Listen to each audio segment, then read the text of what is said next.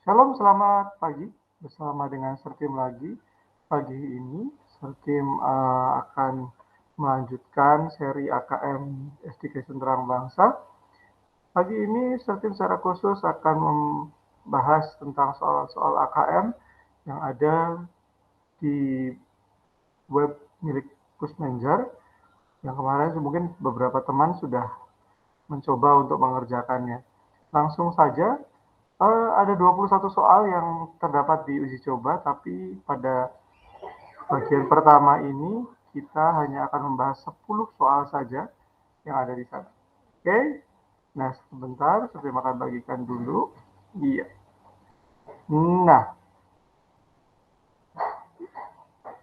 Nah, kalian bisa saksikan ini. Nah, sekarang kalau kalian lihat di sini, kalau kalian mau coba, sekali lagi webnya di pusmenjar.kemdikbud.go.id /AKM ya.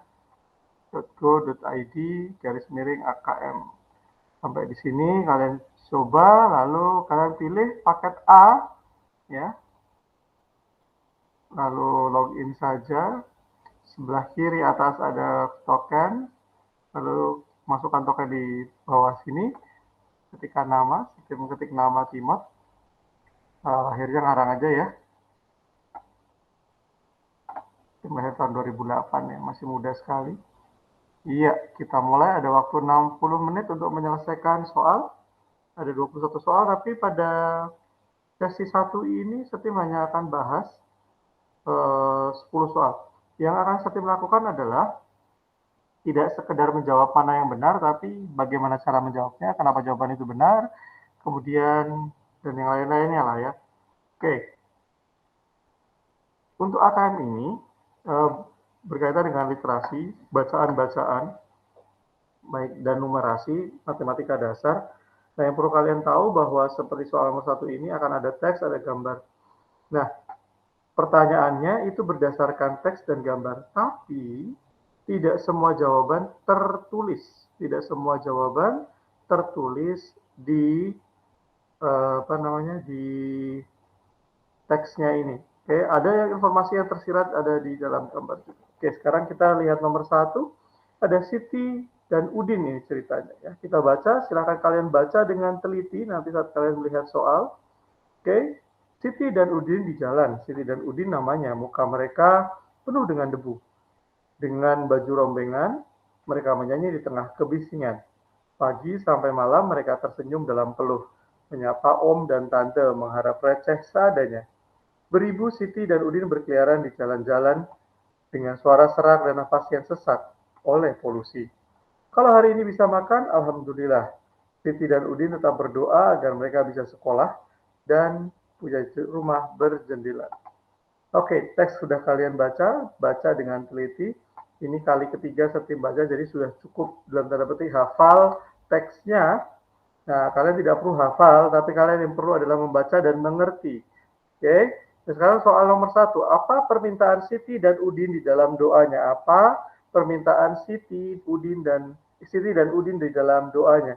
Yang menjadi kata kunci dalam pertanyaan ini adalah kata doa. Kalau kalian cari dari teks Siti dan Udin di jalan ini, kalian akan menemukan kata kunci doa, yaitu di baris yang terakhir, yaitu tetap berdoa.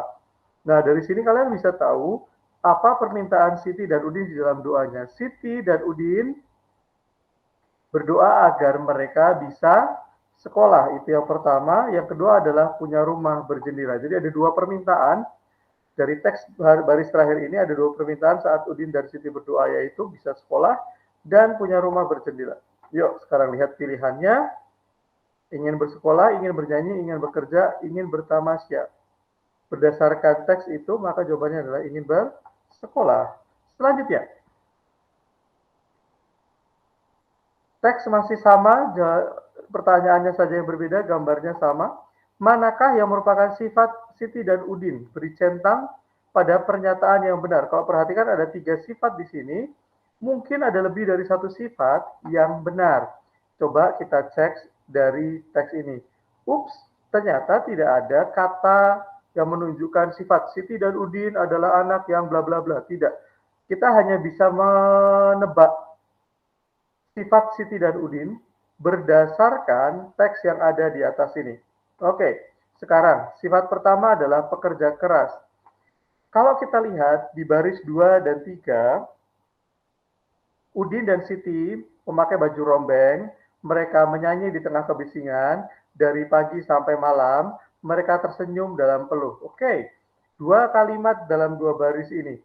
Mereka menyanyi, mereka mengamen. Kapan? Dari pagi sampai malam. Hal ini menunjukkan bahwa Siti dan Udin adalah pekerja keras. Mereka tidak malas, mereka mengamen, mereka bekerja dari pagi sampai malam. Maka sifat pekerja keras adalah benar. Berikutnya, kalau kita perhatikan di sini, mereka menyanyi dari pagi sampai malam dan mereka tersenyum. Orang yang marah-marah itu tidak bisa tersenyum. Meskipun mereka punya baju rombeng, mereka harus bekerja, menyanyi, mengamen dari pagi sampai malam, yang mereka lakukan adalah mereka tetap tersenyum. Hal ini menunjukkan bahwa Udin dan Siti adalah anak yang sabar. Nah, sabar juga benar. Nah, sekarang kita lihat pemalu. Untuk melihat apakah Siti dan Udin pemalu, silahkan lihat pada baris yang keempat. Menyapa om dan tante mengharapkan receh seadanya. Kata menyapa. Menyapa artinya Siti dan Udin memanggil atau memberi salam kepada om dan tante untuk mendapatkan uang recehan. Nah, orang pemalu itu sangat susah untuk menyapa lebih dahulu. Mereka lebih merasa malu untuk ketemu dengan orang-orang yang dia tidak kenal. Sedangkan di sini dalam teks, Udin dan Siti menyapa orang yang tidak dikenal, om dan tante itu. Maka bisa kita simpulkan bahwa Siti dan Udin bukanlah anak yang pemalu. Maka pemalu ini tidak perlu dicentang karena pemalu bukanlah sifat Siti dan Udin. Nah, seperti soal tadi nomor 2, jawaban itu tidak selalu tertulis. Ada jawaban yang tersirat saat kita membaca, saat kita merasakan teks dan memahami teks yang kita baca, baru kita mengerti jawabannya seperti apa. Jadi saat kalian membaca teks ini, kalian harus betul-betul memahami, bisa merasakan supaya kalian bisa menjawab dengan tepat. Apakah susah? Dengan latihan kalian pasti bisa. Soal nomor 3, teksnya masih sama. Nah, sekarang pertanyaannya adalah manakah keadaan yang sesuai dengan isi bacaan? Beri tanda centang pada kolom yang benar atau salah. Oke, berdasarkan teks dan gambar, mana pernyataan yang benar? Siti dan Udin selalu bahagia. Nah, sekali lagi di baris ketiga, pagi dan malam saat mereka bekerja, mereka selalu tersenyum. Tersenyum itu adalah tanda orang bahagia, bukan tanda orang sedih. Jadi, apakah Siti dan Udin selalu bahagia? Jawabannya adalah benar. Om dan Tante kesal. Di dalam teks tidak ada kalimat yang menunjukkan kesan bahwa om dan tante itu marah. Perhatikan baris 4, menyapa om dan tante mengharapkan receh seadanya. Sudah, sampai situ saja. Tidak ada keterangan bahwa om dan tantenya marah-marah atau melempar Siti dan Udin atau bagaimana, tidak. Sehingga pernyataan kedua, om dan tante kesal itu marah, kata lainnya, itu dianggap sebagai pernyataan yang salah. Seperti ini. Oke, sekali lagi, tidak ada di dalam teks ini. Oke, kata menyanyi tidak ada, tapi kita bisa memikirkan, kita menyimpulkan bahwa tersenyum adalah sifat mereka yang berbahagia saat mereka bekerja keras itu. Oke, sekali lagi jadi hati-hati saat kalian membaca teks, baca dengan teliti, dengan cermat, pahami, rasakan, sehingga kalian bisa menjawab. Berikutnya soal nomor 4. Bacaannya masih sama, pertanyaannya yang berubah. Apa yang dilakukan Siti dan Udin di jalan? Yang mereka lakukan adalah menyanyi. Atau kalian juga mungkin bisa memberi profesi lain, ya, nama profesinya yaitu mengamen. Tapi karena kita berdasarkan teks, maka kita tulis saja menyanyi. Begitu ya. Selanjutnya, itu tadi soal nomor 4. Soal nomor 4, jawaban menyanyi sudah tertulis, jadi lebih mudah ya. Tapi sekali lagi, tidak semua jawaban tertulis seperti soal nomor 4 lagi. Nah, sekarang soal nomor 5, Pasangkanlah peristiwa. Kita akan memasangkan peristiwa di sebelah kiri dan pelakunya. Oke, suka memberi uang recehan seadanya. Kita lihat kata kuncinya uang receh. Kita cari di teks, oh ternyata ada, yaitu di baris keempat, mengharapkan receh. Receh itu uang koin ya. Nah dari siapa? Siapa yang mengharapkan? Yang mengharapkan adalah Siti dan Udin. Yang berharap adalah Siti dan Udin. Berharap siapa yang memberi? Yang memberi receh adalah Om dan Tante. Perhatikan baris keempat. Om dan Tante mengharapkan receh seadanya.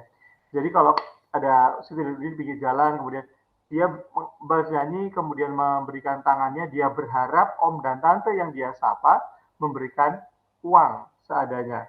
Oke, jadi yang memberi uang receh bukan Siti dan Udin, tapi Om dan Tante. Yang berikutnya, suka bernyanyi dengan suara serak. Nah, kalau kita perhatikan di kalimat kedua, nah ini yang menyanyi ini adalah Siti dan Udin. Tapi apakah dia serak? Perhatikan baris yang berikutnya, yaitu di baris yang ke-1, 2, 3, 4, 5, 6. Baris ke-6 ini ada suara serak dan nafas yang sesak oleh polusi. Nah, itu adalah suaranya Siti dan Udin. Oke, kata serak di sini tidak terlihat bahwa dia sedang bernyanyi, tapi kalau dari awal sampai akhir kita baca, kita paham bahwa dia menyanyi suaranya serak, gitu ya. Oke, berikutnya soal nomor 6. Siti dan Udin.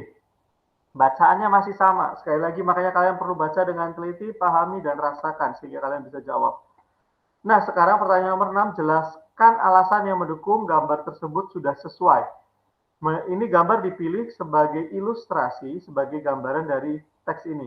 Tapi apakah gambar yang di sebelah kiri ini sesuai dengan teksnya?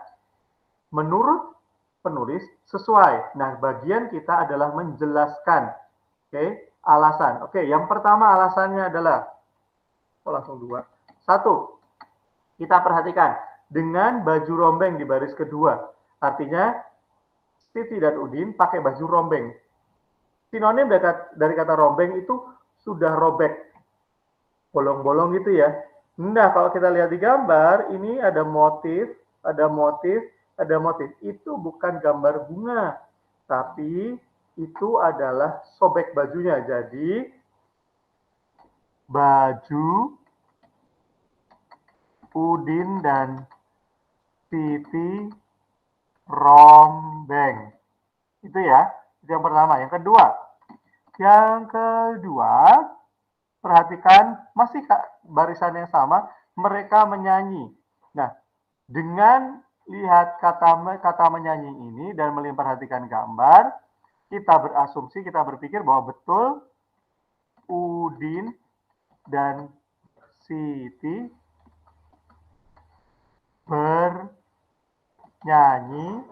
di pinggir jalan dengan menggunakan gitar dan tamborin.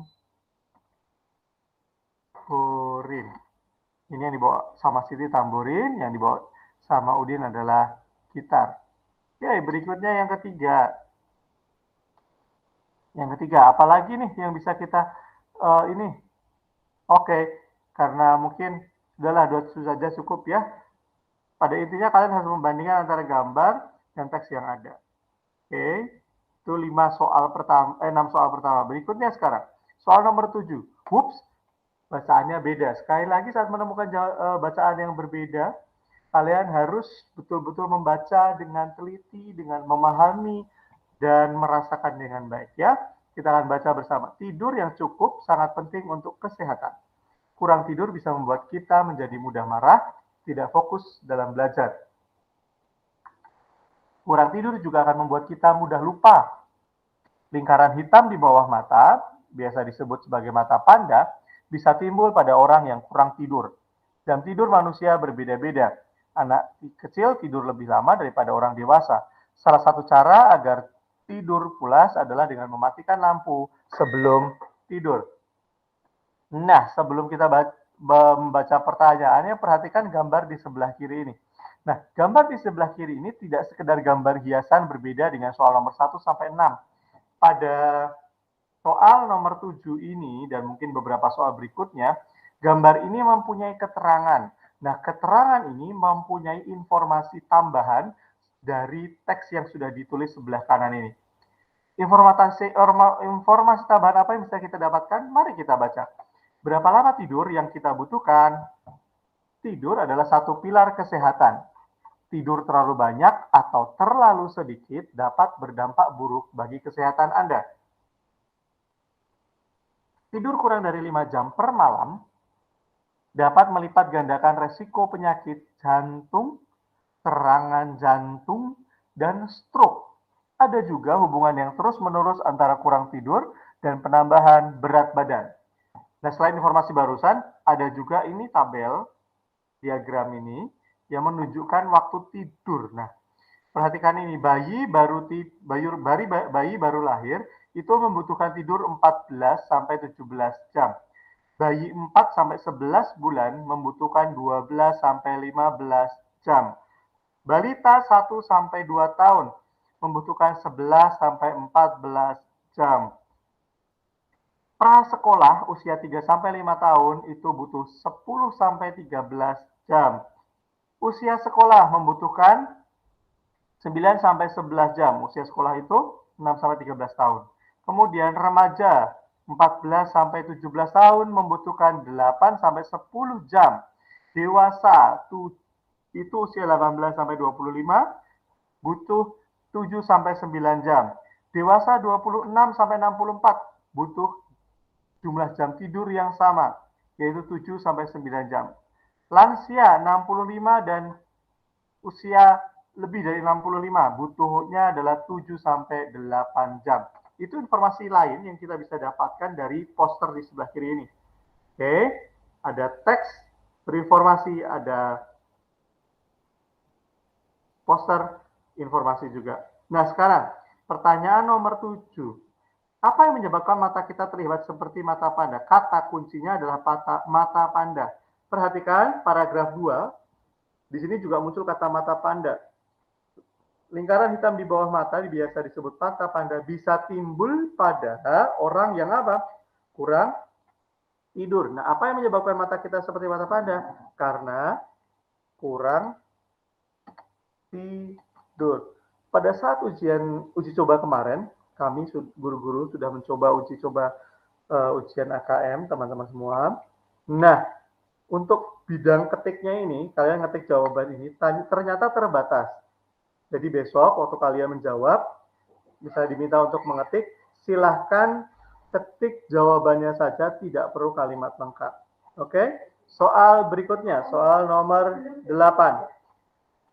Soal nomor 8, bacaan teks masih sama, poster masih sama. Jadi kalian memang betul-betul perlu membaca dengan teliti, dengan seksama, menyimak dengan baik, memahami dengan baik, supaya kalian bisa menjawab. Next, pertanyaannya adalah penyakit apa yang berlipat ganda? Tidur kurang dari 5 jam. Ada 2 kata kunci, berlipat ganda dan 5 jam. Kalau kita cari kata 5 jam, tidak ada di dalam teks.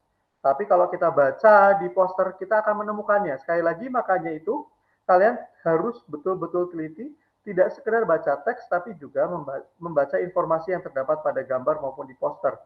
Oke, di sini kalian bisa perhatikan, tidur kurang dari 5 jam. Di sini tidur kurang dari 5 jam, sama ya kalimat frase kata kuncinya. Melipat gandakan, kita baca ulang di poster, tidur kurang dari 5 jam per malam dapat melipat gandakan. Ups, sama persis ya. Apa saja yang berlipat ganda berdasarkan poster? Resiko penyakit jantung, serangan jantung, dan stroke. Ada 3 penyakit jantung, serangan jantung, dan stroke.